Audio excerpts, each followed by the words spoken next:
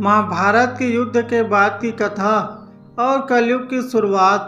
महाभारत युद्ध को कुरुक्षेत्र में लड़ा गया था।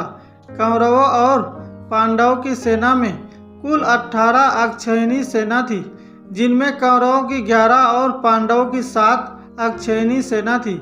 इस भयंकर युद्ध में पूरे भारतवर्ष के योद्धाओं ने हिस्सा लिया, परंतु कुछ योद्धा ही बच पाए। तो चलिए जानते हैं कि उन सभी योद्धाओं का युद्ध के बाद क्या परिणाम हुआ। महाभारत के युद्ध के बाद अगर बात की जाए पांडव पक्ष की योद्धाओं की, तो पांचों पांडव यदुवंशी, सत्याकी और द्रुपद पुत्र शिखंडी के साथ कुल 15 योद्धा ही शेष बचे थे। वहीं कौरवों की तरफ से 3 योद्धा ही जीवित बचे थे। कौरव पक्ष के योद्धाओं में कौरव भाइयों में से एकमात्र जीवित बचा योद्धा युयुत्सु था, जो पांडव सेना की ओर से युद्ध लड़ रहा था। युयुत्सु राजा धृतराष्ट्र के दासी महिला से उत्पन्न हुए थे।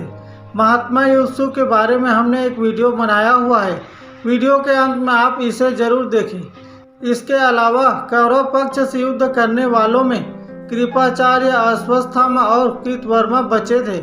कृपाचार्य अश्वत्थामा के मामा और कौरवों के कुल गुरु थे। उन्हें चिरंजीवी रहने का वरदान था और ऐसा माना जाता है कि वे आज भी जीवित हैं। वहीं गुरु द्रोणाचार्य के पुत्र अश्वत्थामा भी आज तक जीवित है। अश्वत्थामा के मस्तक पर अमृत मणि होने के कारण उन्हें कोई मार नहीं सकता था। पिता द्रोणाचार्य और मित्र दुर्योधन की मृत्यु से अश्वत्थामा पांडवों से भयंकर क्रोधित हो गए और रात के अंधेरे में द्रौपदी के पुत्रों को पांडु समझकर नींद में ही मार डाला। परंतु जब वेदव्यास जी से पता चला कि वे पांडु नहीं थे, तो अश्वत्थामा ने ब्रह्मास्त्र का प्रयोग कर पांडवों को मारना चाहा। उधर श्री कृष्ण के कहने पर अर्जुन ने भी ब्रह्मास्त्र छोड़ दिया, लेकिन वेदव्यास जी कहने पर अर्जुन ने तो ब्रह्मास्त्र वापस लौटा दिया। पर अश्वत्थामा ने वो ब्रह्मास्त्र पांडवों के वंश को नाश करने हेतु अभिमन्यु और उत्तरा पुत्र परीक्षित, जो गर्भ में ही था, पर चला दिया, जिससे उनकी गर्भ में ही मृत्यु हो गई। इससे भयंकर क्रोधित कृष्ण ने अश्वत्थामा को श्राप देकर और उनकी मणि छीनकर घायल अवस्था में सदैव जीवित रहने का श्राप दिया। और बाद में श्री कृष्ण ने पुनः परीक्षित को जीवन दान दे दिया। वहीं कृतवर्मा यदुवंशी थे, जो कि श्री कृष्ण की अक्षौहिणी सेना के साथ दुर्योधन की ओर से युद्ध लड़ रहे थे, लेकिन बाद में गंधारी के श्राप के चलते यादवों के गृह युद्ध में वे भी मारे गए थे। स्वयं सत्याकी ने कृतवर्मा को मृत्युलोक का रास्ता दिखाया था। बाद में सत्याकी भी यादवों के गृह युद्ध में मारे गए थे। कहा जाता है यह गृह युद्ध इन दोनों के कौरव और पांडवों को लेकर आपसी झगड़े को लेकर शुरू हुआ था, जिसका अंत समस्त यादव कुल के विनाश से हुआ। युद्ध के बाद धृतराष्ट्र और गंधारी ने पांडवों के साथ 15 साल व्यतीत करने के पश्चात कुंती, विदुर और संजय के साथ वनवास को चले गए और वहां रहकर वह तपस्या करने लगे। विदुर और संजय इनकी सेवा में लगे रहते थे और तपस्या किया करते थे।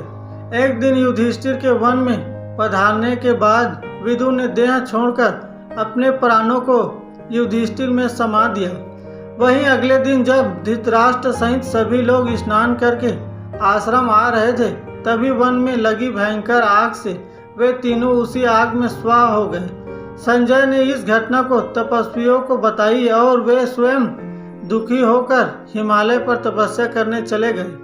धृतराष्ट्र, गंधारी व कुंती की मृत्यु का समाचार से राजमहल में हाहाकार मच गया।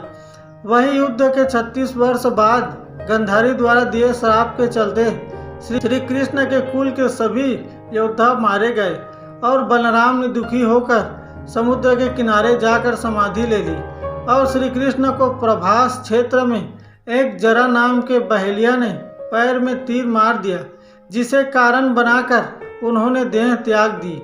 उनकी मृत्यु 119 वर्ष की आयु में हुई थी। वहीं यादवों और उनके अन्य गणराज्यों का अंत होते ही श्री कृष्ण द्वारा बसाई द्वारका भी सागर में डूब गई। युधिष्ठिर ने 36 वर्षों तक हस्तिनापुर पर राज किया। परंतु अपनी माता कुंती, गांधारी और धृतराष्ट्र व विदुर सहित श्री कृष्ण और बलराम की मृत्यु के समाचार ने उनको अत्यधिक विचलित कर दिया और सभी पांडवों को घोर वैराग्य प्राप्त हो चुका। यह देखते हुए उसी दिन युधिष्ठिर ने राज सिंहासन अभिमन्यु पुत्र परीक्षित को सौंपा और पांचों भाई द्रौपदी सहित चल पड़े। सशरीर स्वर्ग की और जीवन की इस अंतिम यात्रा पर कहा जाता है कि श्री कृष्ण की मृत्यु के दिन रात 12 बजे से कलयुग का आरंभ हुआ था। इसके बाद पांडव की हिमालय यात्रा में अपने अर्जित किए पाप और पुण्य अनुसार सबसे पहले द्रौपदी की मृत्यु हुई, फिर क्रमशः नकुल, सहदेव, अर्जुन और भीम की। सिर्फ युधिष्ठिर ही सशरीर स्वर्ग तक पहुंच सके और इस पूरी यात्रा में एक कुत्ता भी उनके साथ था और वह कुत्ता कोई और नहीं बल्कि स्वयं धर्मराज यमराज थे, जो उनको स्वर्ग का मार्ग दिखलाने आए थे। अगर आपको यह वीडियो पसंद आया हो तो प्लीज़ चैनल को सब्सक्राइब कीजिए। धन्यवाद।